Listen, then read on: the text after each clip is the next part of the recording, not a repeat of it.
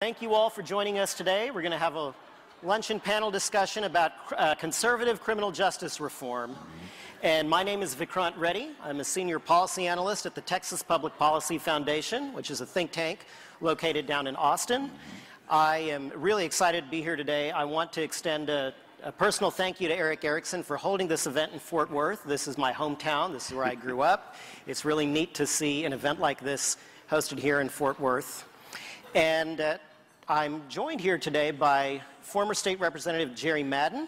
Jerry, why don't you introduce yourself? And I'm Jerry Madden. I was born in Iowa. I have a daughter who actually lives in Tulsa, Oklahoma right now. But I served, graduated from the United States Military Academy at West Point. Served in Vietnam. Spent a lot of years as an engineer. That's my background, is engineering. I was elected in 1993 to the Texas legislature and served 20 years. During that time, and for 8 of those years, I was on the Corrections Committee, 6 of them as the chairman of Corrections. And since that time, I've joined the Right on Crime effort as their senior fellow and do a lot of speaking around the country, talking to them about the criminal justice reform that we have done in Texas. All right. Well, let's just have a conversation. This is just going to be a dialogue between the two of us. But we're not the first ones to talk about criminal justice at Red State. Yesterday, a lot of people in this room saw that Governor Perry was standing up at this stage, and he started talking about Texas's great successes in criminal justice reform. He mentioned that this state has the lowest crime rate it's had since 1968. He mentioned that the state has actually been closing down prisons rather than opening them up. And then he pointed at you. You were sitting at that table, and he said, "Isn't that right, Jerry?" Why did he point at you? What did you do? Well, at the time, I was chairman of corrections. I'm not a lawyer. I have never been involved in criminal justice things in the past, and I've never been on a corrections committee. And in January of 2005, our very conservative speaker, Tom Craddock, calls me into his office and he says, "Jerry, you're going to be chairman of corrections." And of course, you do what you always do to the speaker. You say, "Well, thank you, Mr. Speaker. I really appreciate this opportunity." And under my own breath, I'm saying, "Oh God, why me? What did I do to deserve this?" But I then asked what was the second most important question that I've ever asked in my life. I said, "Mr. Speaker, what do you want me to do?" And he gave me the 8 words that changed my life. He said, "Don't build new prisons. They cost too much." Now, that's a conservative message. What does it mean? Well, I didn't know at the time, so I said, well, I better start figuring it out. How many people do we have in prison in the state of Texas? Well, we had 150,000. And by the way, when I ask a question to you guys, if you want to answer, the answer is probably going to be a lot. How many prisoners did we have? A lot. How many people were on probation in the state of Texas? There you go. How many people were on parole? A lot. We had 400 and some thousand people that are on probation in the state of Texas. 170,000 of those are on felony probation. That means that they did a felony, but that the judge decided that instead of sending them to prison, they were going to give them another opportunity within their community. We have 78,000 roughly people that were on parole. We had over 650,000 people that were incarcerated by the state, and that didn't even include county jails or any of the federal facilities when you're talking about immigration or anything. That didn't count any of those either. It was 650,000 people. Well, what do you do with that? Because my speaker has told me, don't build new prisons. And you look at the forecasts at that time, and they were all going to be, gee, there's going to be a lot more people coming to prison. A lot more. How many?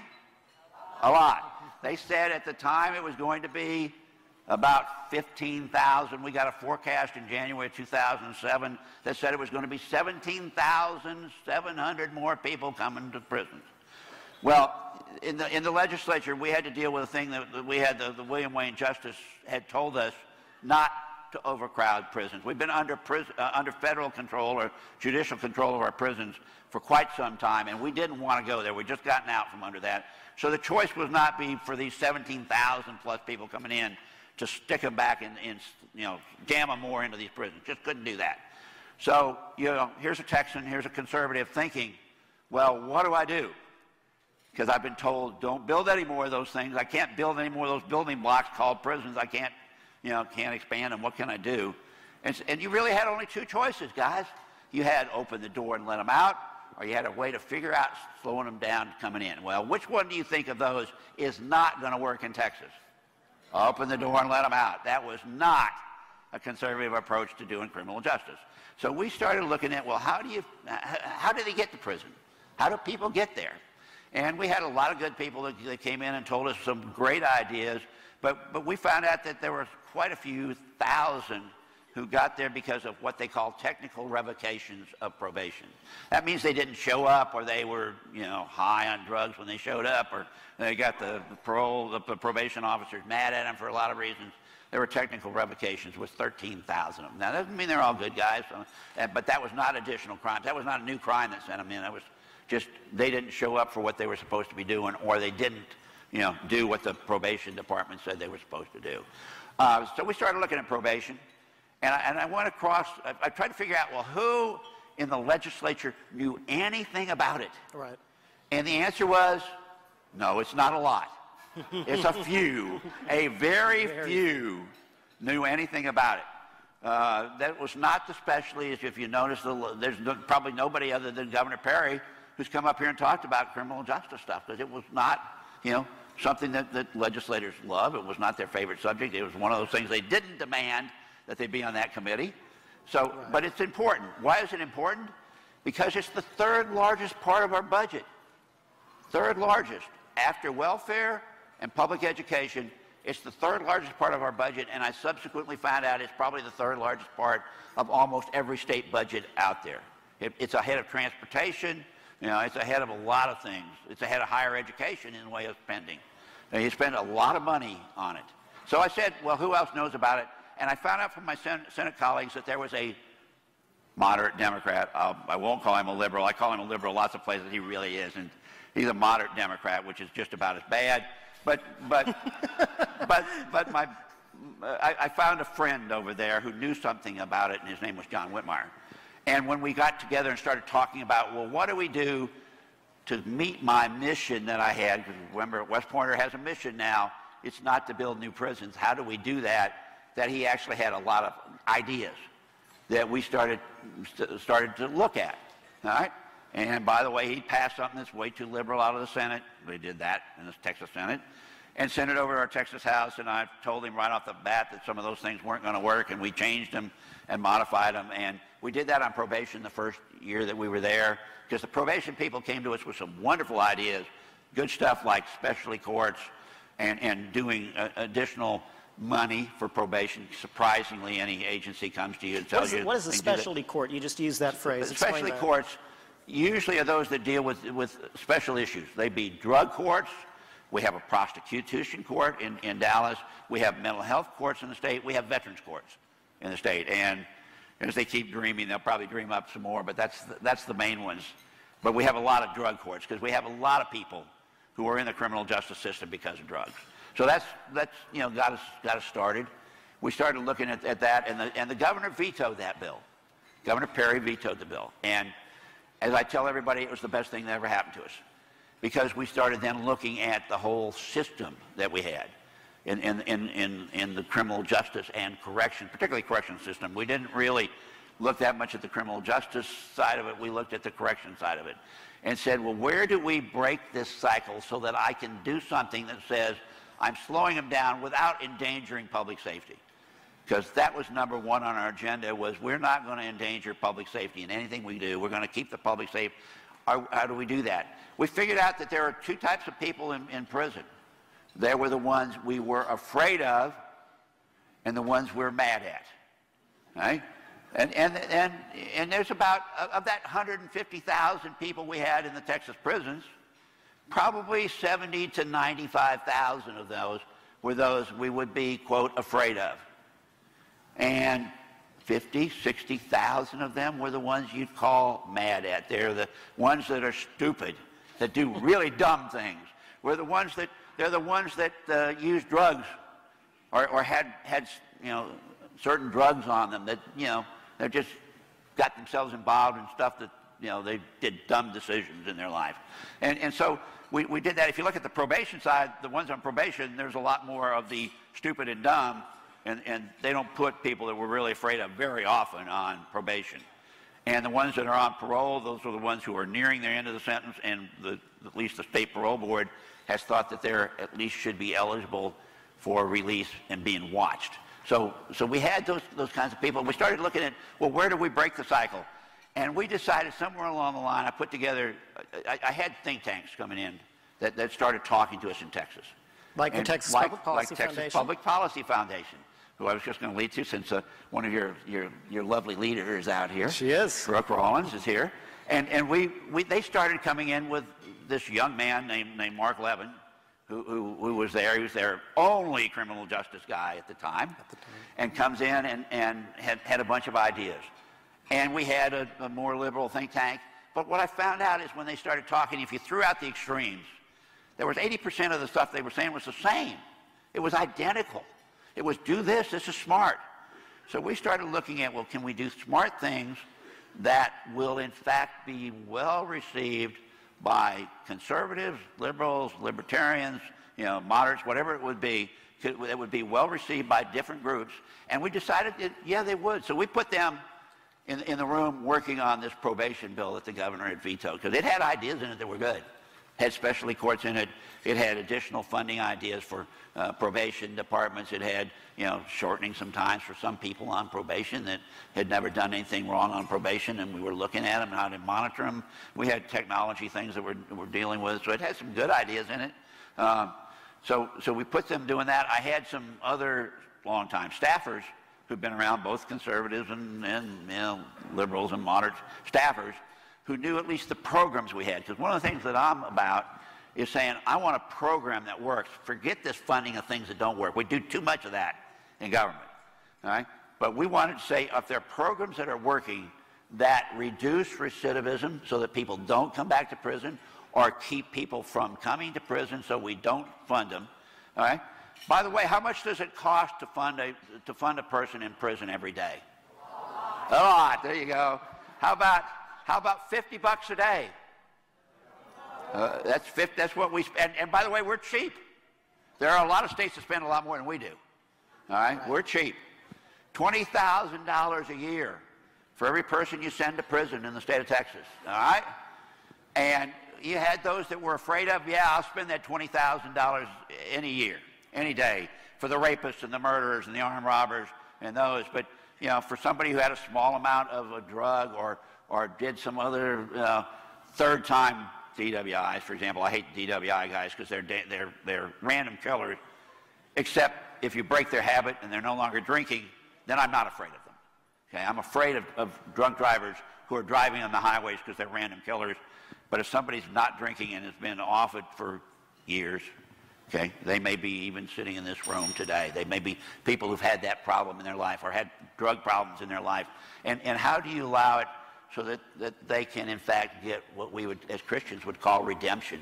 How can you get forgiveness for something that, I mean, how many of us would like to be known for the worst thing we ever did in our life? I don't think the answer is a lot.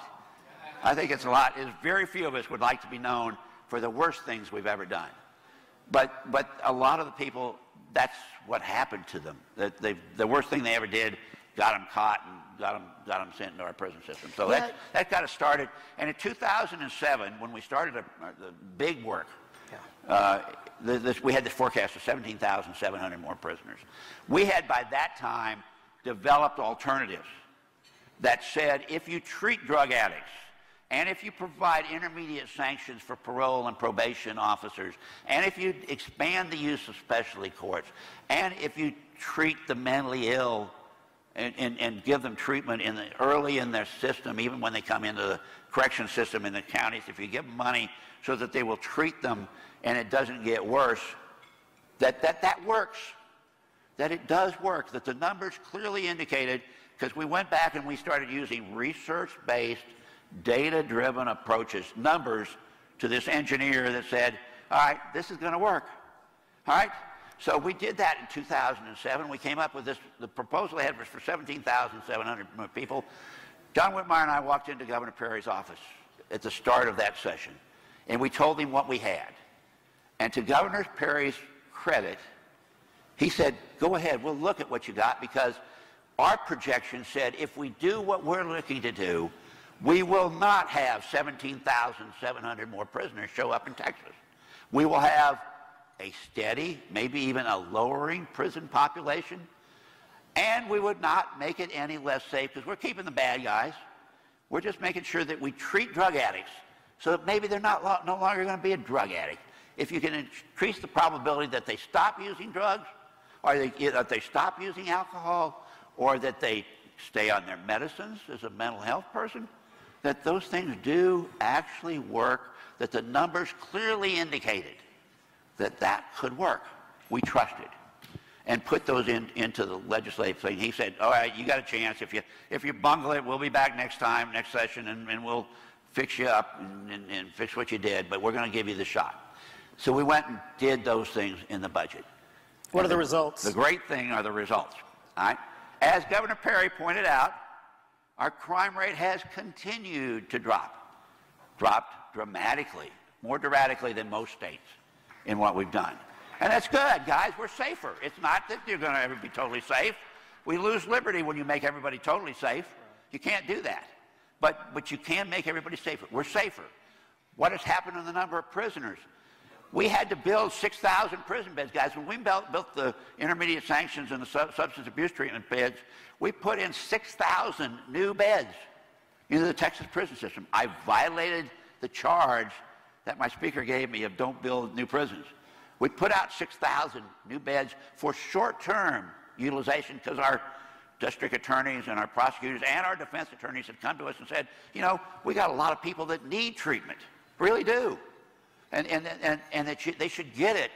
But what's happening in our system up till then was, you know, they'd wait 6 or 8 months before they got there and sit there in jail, you know, and that didn't work. So we made it so that those things were available to them on a short-term basis. And what's happened on that prison population is the total prison population that we had, we are now at least 3,000, almost 4,000 people less than what we had before. And as Governor Perry pointed out, we closed 3 prisons. Now, how many prisons do we have? A lot, a lot. We have 111 at the time we started. We're down to 108. I will project that the legislature will be able to close at least 1 more of those when the next legislative session comes around. That still leaves us a lot, guys. But the number of people on parole, the parole revocations, when we started this in 2005, there were 22,000 people that were looked at by the parole board, and 11,000 of those who got paroled came back to prison. 11,000 of them. 50% of the parolees were being revoked. This last year, the parole board has taken a percentage of paroles, which was at 24%, and has gone up to granting 36% of the parole requests that they have. Now, that doesn't mean they're letting all of them out by any means. That means that there's 64% that aren't getting out. All right? But 36% is what they've gone up to. And the revocations we had last year were under 6,000. We were sending out 28,000, getting 6,000 coming back versus 22 and 11 when we started in this. The parole revocation rate is just down tremendously. We're getting the equivalent of at least 2 prisons not coming back each year, 2 prisons full each year from parolees not coming back. On the probation side, we have fewer people on probation now than we had in 2007. They're getting better treatment. Perfect? No, there's no such thing as a perfect system that's out there. But we did those things that have reduced the number of revocations, and we also touched juvenile justice at the same time, because we had a little bit of a problem. Anybody think that you're going to make somebody who you send to a juvenile state prison that gets raped by the warden, you think that this person's going to come out a better person? No, no. We didn't either. That's what we had going on in our juvenile system. We totally, under the governor's leadership, we totally reworked the Texas Youth Commission, totally changed what they were doing, said, you know, they were taking kids who had done graffiti work or had small amounts of drugs, misdemeanors, and we're sending them on to the Texas Youth Commission to lock them up so that we could send them out to places where they'd get raped by the warden.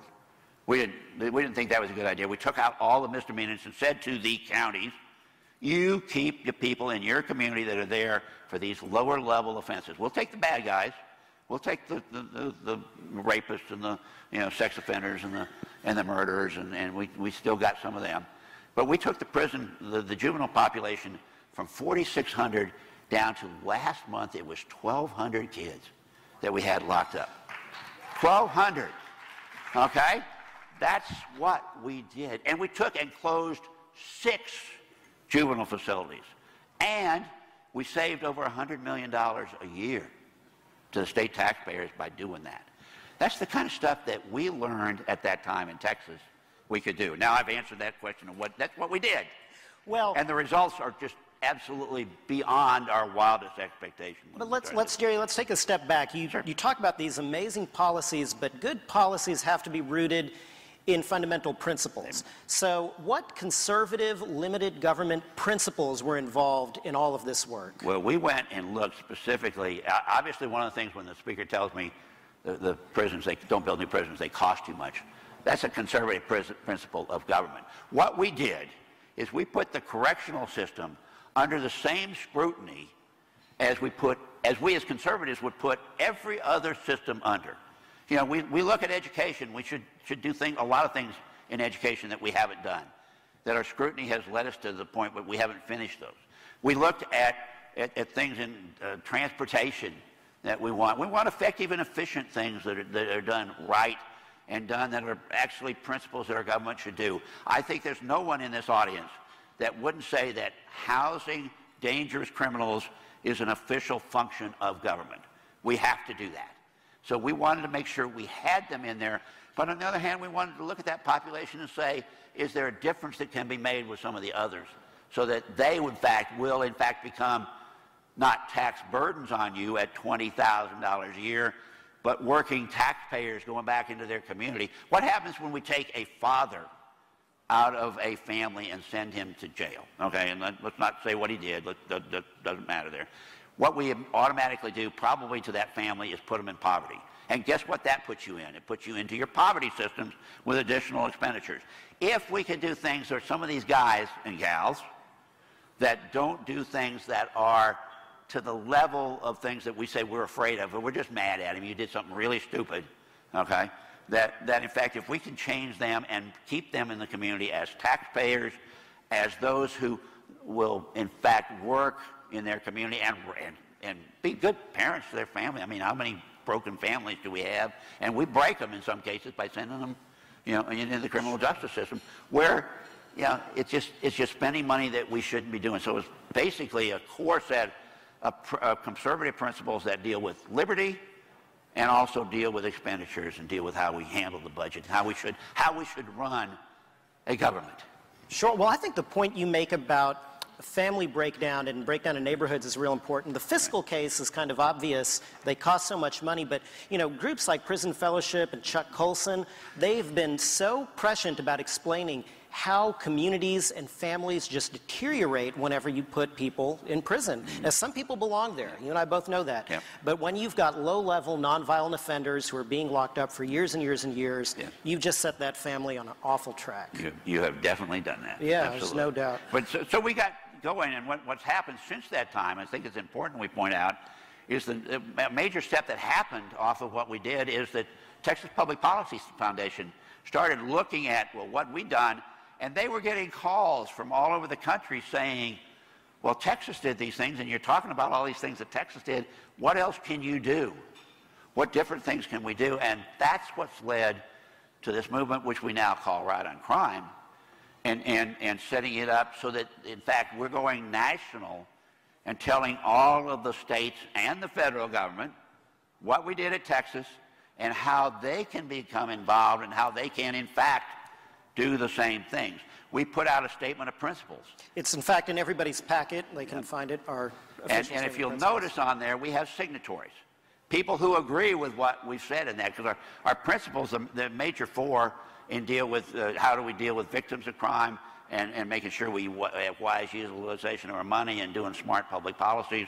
And you can keep going with me on that one, Vikrant, if you want to. But basically a set of principles. I think if you all read them, you'd say amen to almost all of that. If you don't say amen to 100%, I'll bet you get 90. And as a legislator, I always took 90% as being fine. You should be, you'd be agreeing with us.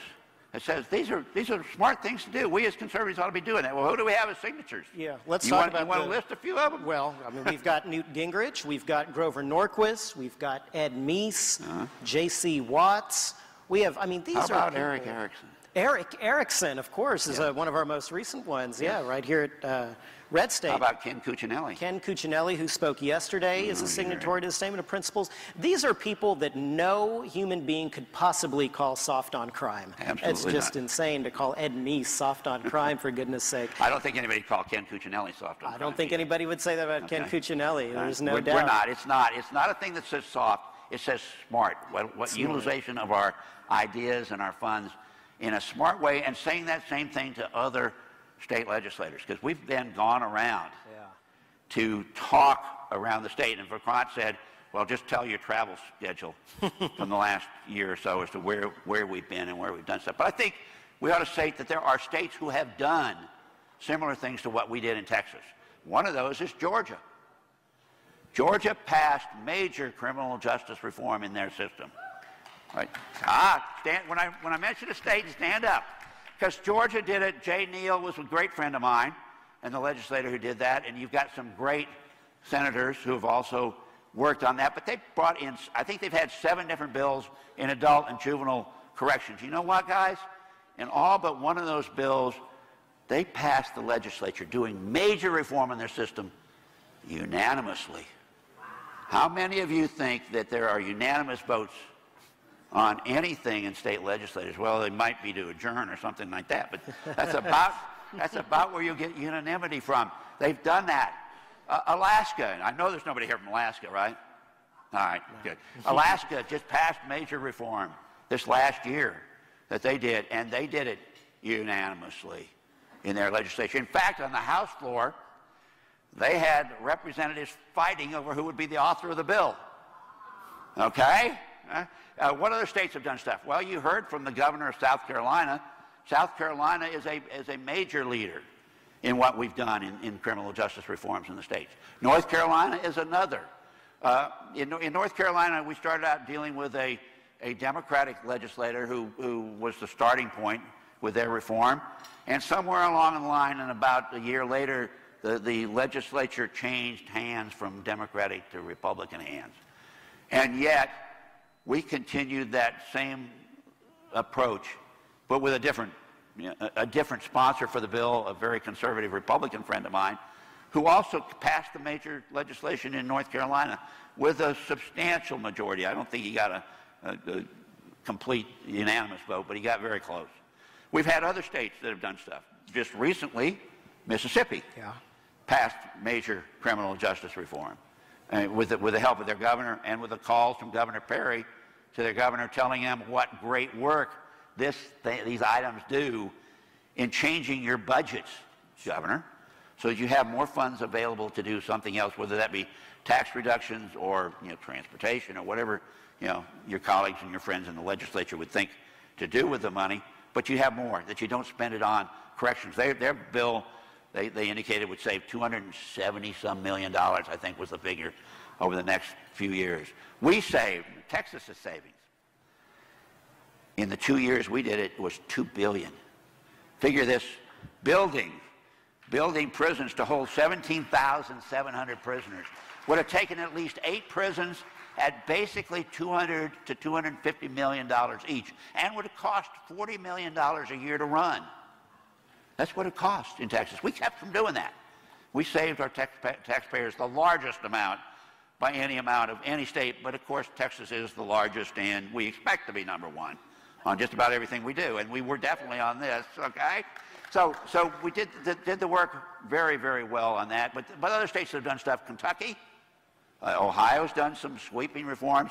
Recently, South Dakota did theirs. There are other states working on it now, Alabama and Nebraska and Utah and Idaho just did theirs. No. Well, I want to cut you off because there's something conspicuous about the list of states you're rattling off there. They are almost to a T red states. Texas, Mississippi, South Carolina, North Carolina, Alaska. And I'm wondering What is holding back the liberal states? Why can't California move forward? Why can't Illinois move forward? Why can't liberals take leadership on this issue? The liberals have had a problem over the years that they've, as you all know, okay, that's an understatement. But in criminal justice, they've had a problem that they've been all about the criminals and doing stuff for the criminals. That's where we took the change and said, oh yeah, we're going to deal something with those. But our interest is in public safety and in victims of crime and in dealing with specifically changing the attitude and the actions, not trying to feel soft or feel bad about them, but feeling, that what we're doing is smart things that are changing the way they act. And then they have another couple of problems in places like California and Illinois. He knows my Illinois line's coming. But the California people, they're all about labor unions. Right. Guys, they have labor unions in California who are really smart. The corrections unions are really smart. You know what they do?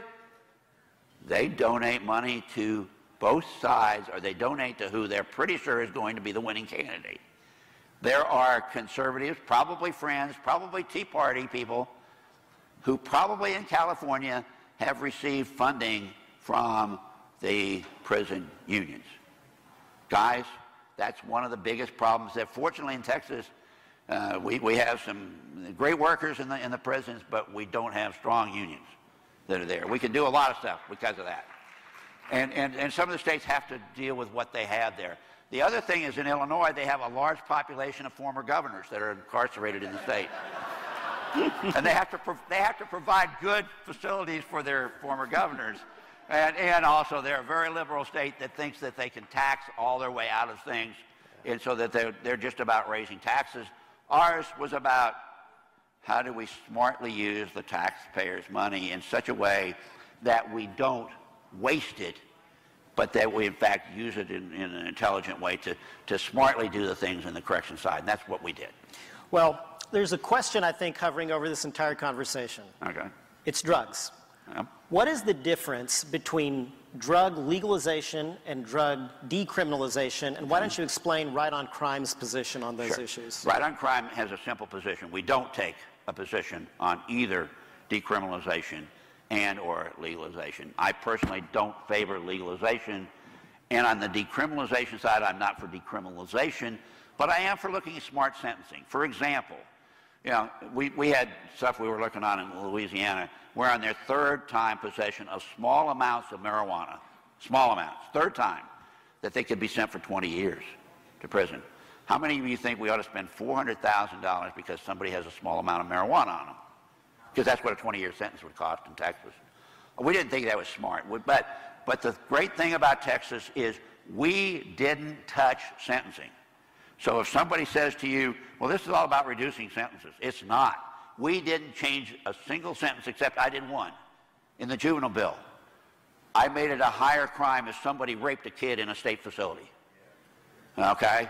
I increased the penalty on that. And you know what? It was not ex post facto, so it didn't get the fire guys, and we hadn't had a single one convicted on it since then, because we changed it and got rid of a lot of those people that were in that system.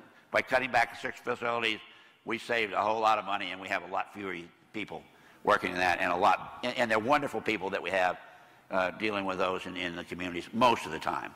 Doesn't mean that they're all perfect by any means. Sure, sure. Well, when I arrived in Fort Worth a few days ago, first day of the Red State Convention, I noticed that the lead story in the Fort Worth Star-Telegram was about this court that they're developing that's modeled off the Hope Court in Hawaii. I think it's fascinating, and would love to hear you talk about the Hope Court model and what Hope is. Sure. Hope was the Hawaiian model developed by a gentleman named Judge Stephen Alms. I don't have any idea. Probably in Hawaii, I think they're all Democrats, but I don't think they elect. I think his position, I'm not sure how he's got there. But Judge Alms came up with the idea of swift and certain sanctions. Swift and certain. Think about that. Think about right now what happens in your community, in your state. If somebody gets arrested for a small amount of drugs, okay, or and have been put on probation, and they get a dirty urinalysis, what happens to them? Not much. Not much first time, probably nothing. Probably they get told, stop doing that. Second offense, probably they don't get anything either. What Judge Alm did is he set up a group that consisted of the prosecutors, the treatment people, the defense counsels, his own staff, and said, if you get a dirty, if you're sent to my court, if you're one of my people that had an offense, you did a drug offense, okay, and you're sent to my court, you're going to fit into this category. If you violate, something's going to happen to you immediately.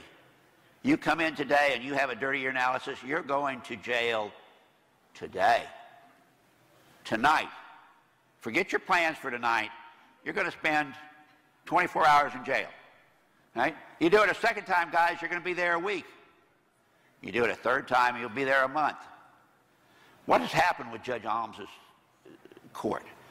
He has drug offenders. They're almost all drug offenses that he has.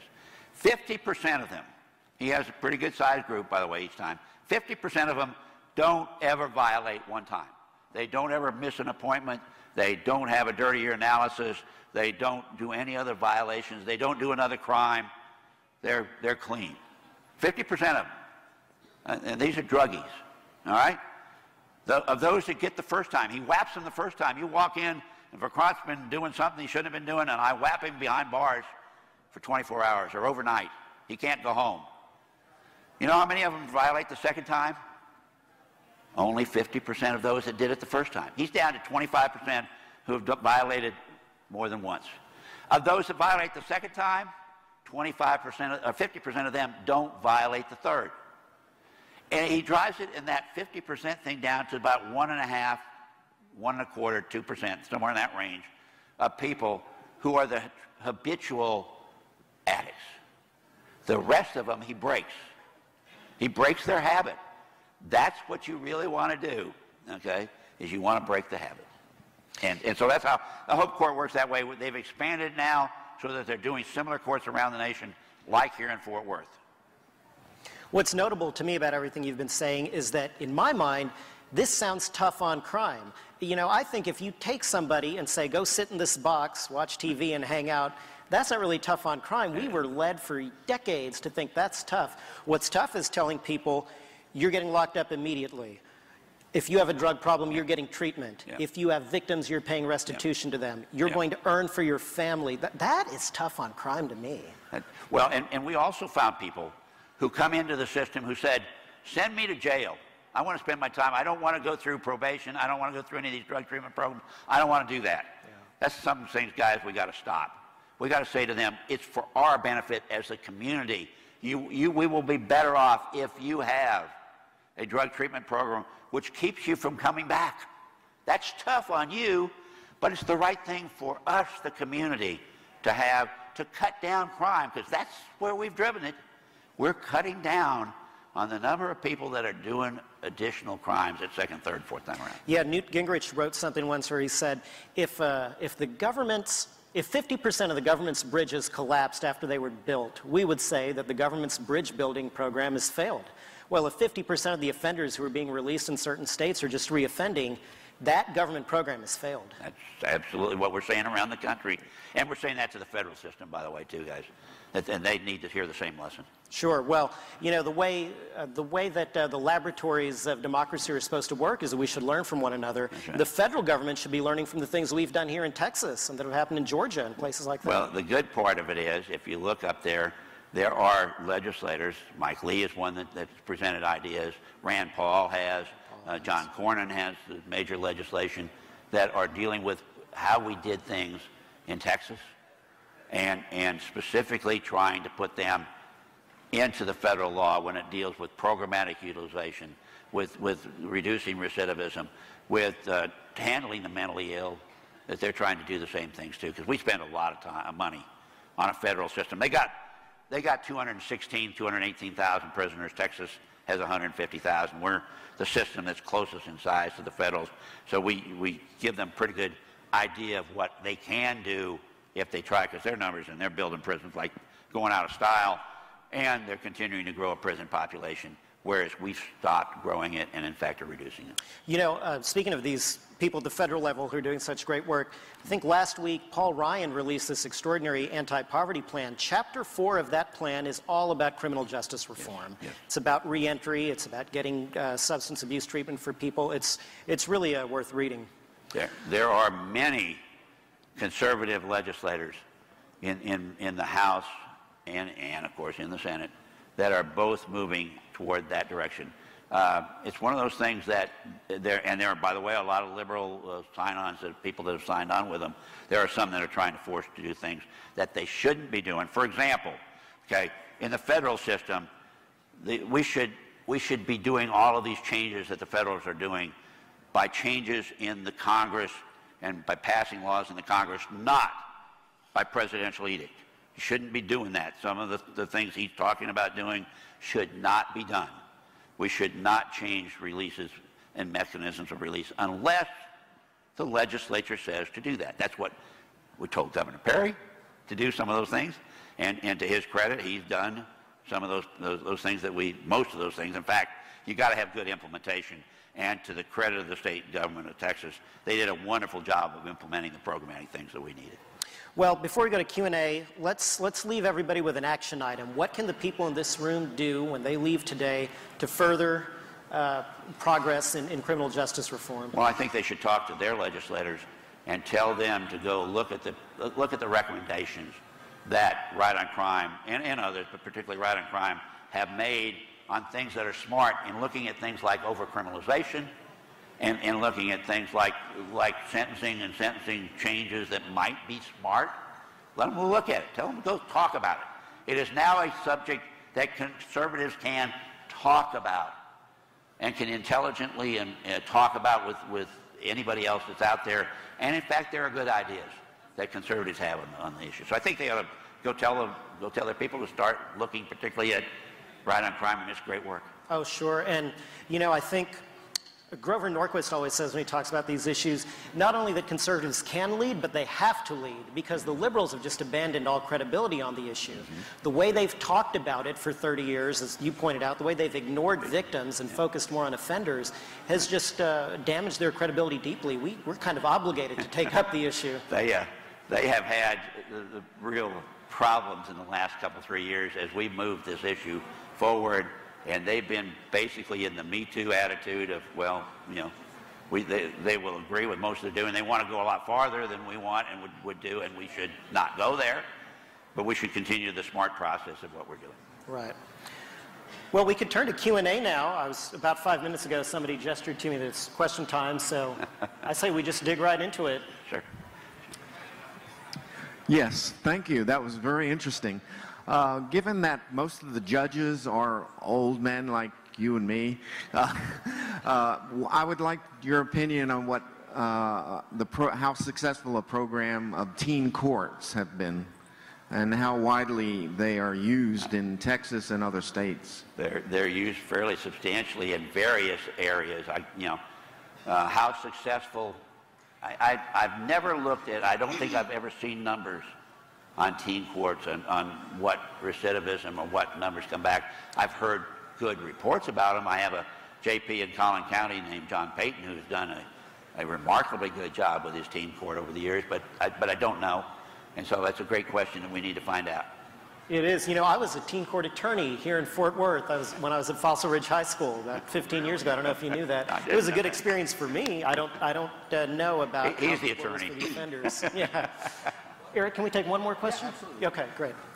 Hi, Jerry. I'm from Midland, Texas. My name's Cassandra. It is a pleasure to hear about all the work you've done. Really exciting. And I think this is how you sell liberty, what you're doing right now in the court system. Very exciting. My question is, how much does a generally good and robust economy contribute to a decline in crime? It actually didn't affect us one way or the other. When the economy tanked, you said, boy, it's going to get worse and we're going to have more. We didn't.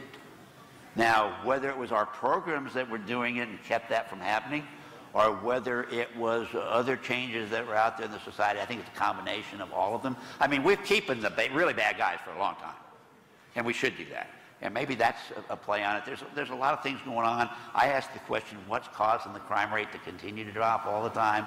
One of the things you got to answer is there's technology that's doing some of that. Better policing, I think, is doing some of that. Keeping people longer, the bad guys, is helping. So all of those add together. But surprisingly, it wasn't the bad economy that really drove anything that we saw in numbers. So, no. Well, I think that's one area in which liberals were so flawed. The argument was always, well, you know, it's all poverty, it's all racism that causes all of these things, and so we have to solve those problems before we get to crime. But the thing is, in 2008, the economy collapsed, and everybody assumed, okay, well, now crime's going to go up, but it didn't. So I think you can fairly say that the conservatives won that argument about what causes crime. At the end of the day, it's about individuals and choices individuals make. What's your thought on this push to have felons get the vote? Yes, I didn't understand the question. Just you know, they're pushing, I think the libs are pushing to let felons get the vote. You know, they're not allowed to vote once they get out of prison, but now they want to let them vote. Felon voting. Well, it's not an issue that Right on Crime gets into. I know Rand Paul has been talking a lot about it on the stump. It's just not something that Right on Crime is involved in. There are a lot of issues. This is one of them. The death penalty is another one that really kind of, I would say, tear apart conservatives. You know, there are people on all sides of these matters, and it's been hard to develop consensus. So we want to focus on the things where we know conservatives have strong consensus. And I think the overarching area where we have real consensus is that when you've got low-level nonviolent offenders, incarceration is not the best way to handle them. Treatment, rehabilitation, community supervision, cheaper and more effective. Let's keep our eye on that ball. And so that's what we focused on. That's a real important issue, though, and I would recommend the really interesting things that Senator Paul has been saying about it. All right. We'll give you the last question. Cool. My question is, what has been done since the Right on Crime has been going on to really get buy-in from local county attorneys and local DAs? A lot of the time, these prosecutors like to run for re-election based on how tough they are. Right. And, you know, I live in Austin, and just north of us, we have Williamson County, which has a notoriously sadistic district attorney's office that is currently trying to... He is not one of my favorites either. Well, it's now a she, but she's just as bad. But exactly, you know, you have places like Williamson County where they try to lock people up for life over a couple of pot brownies, and what is being done and what can be done to continue getting buy-in on this stuff from local county attorneys and DAs? You want to take that, or you want me to? Well, that's a tough one, so I'm going to give it to you. Okay, I'll take it. First of all, we do have a lot of district attorneys who we've worked with over the years, and they do have, some of them, with buy-in. You know, when you have 254 counties in Texas, and I don't know the number of district attorneys, but I think it's 120 some. Will you get a buy-in from every one of them? Unfortunately, no. They're all different, and they all. I think you should demand when they run that they don't run on convictions, but that they run on justice. And one thing we ought to talk about is justice. Is justice done in their districts? I would say somebody who sends somebody away for life for cooking brownies. I don't want them cooking marijuana-filled brownies. I'm not sure I want the citizens of Texas to pay $20,000 a year for 50 years to lock that guy up, okay?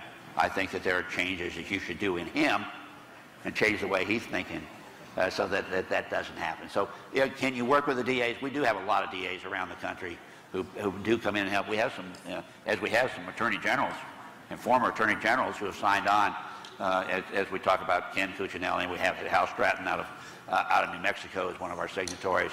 So we do have a lot of those who you would say are the tougher law and order type people who actually very much go along with us. And I think they're learning. There's another thing that we did. We did a cite and release bill back in 2007, which a lot of counties haven't done. If you're a good watchdog of your local budgets and your local community actions, and they come up and say, we got to build a new jail, okay? Make sure that they're using cite and release, because that basically would reduce the number of people, in my opinion, that they would be having in their jail at any one time. So there's different things you can do. I know that's not a really great answer to you. Well, I want to offer one last thing before Eric pulls the long cane out. I think RedState was more or less founded on the idea that elected officials will respond to the pressure from the grassroots. So if the people in this room care about these issues, you have to put pressure on people who are running for office. That doesn't just mean the guy running for president or senator. It means local officials. It means district attorneys. It means DAs. So I think the more people like you, Adam, and people in this audience put that kind of pressure on people running for DA, the better results we'll get. Folks, as they're leaving the stage, I want to say RedState signed on, and I personally signed on to the Right on Crime agenda, having been a lawyer for a number of years and also doing a lot of indigent criminal defense.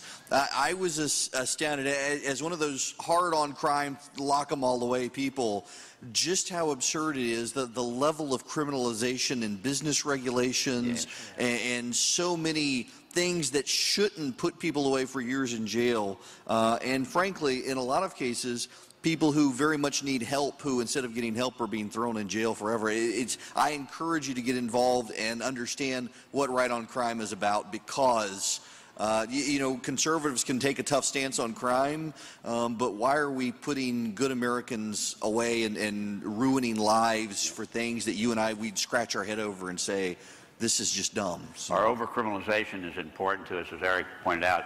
One other thing that's there is we have both federal and state agencies that create criminal penalties within their rules and within their process that they have. That needs to be stopped.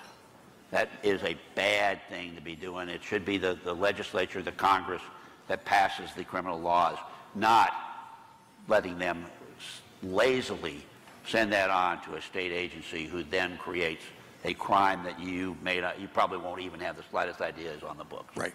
Thank you guys very much. Good.